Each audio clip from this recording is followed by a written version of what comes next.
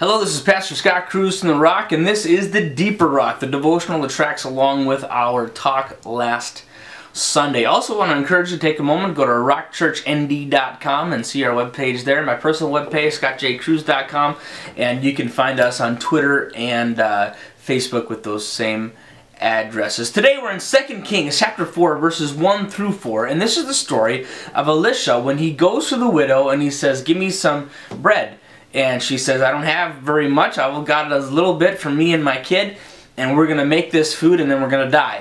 And he says, "Make it for me instead." And so she does, and then the oil doesn't run out. And he says, "Go get a bunch of jars and put them all over and keep on pouring the oil out."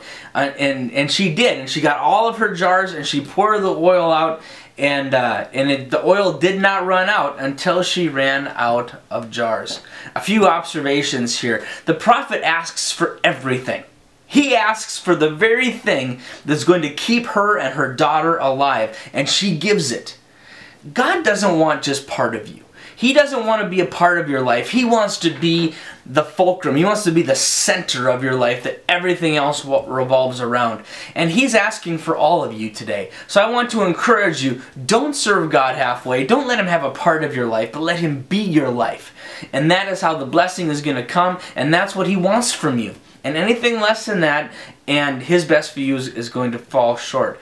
Secondly, the widow and the child, their lives are in jeopardy. This is the last of their food. And so their trusting God at this moment is going to make the difference between life and death for them. And I want to implore you that trusting God, the stakes are high.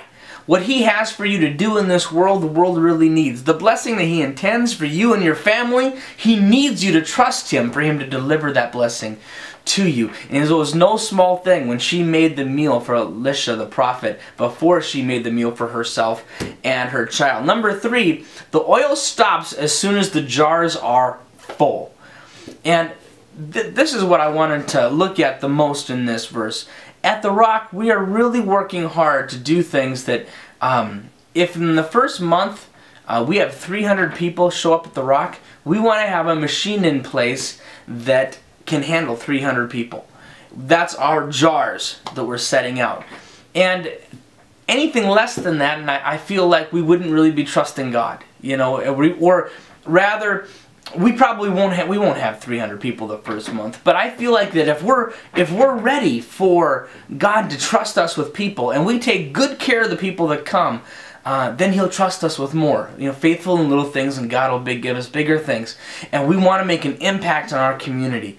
And so, starting in September, we're going to have full-blown children's ministry. We got somebody who's going to do a fantastic job. Brittany and Nathan are heading that up, and they are awesome.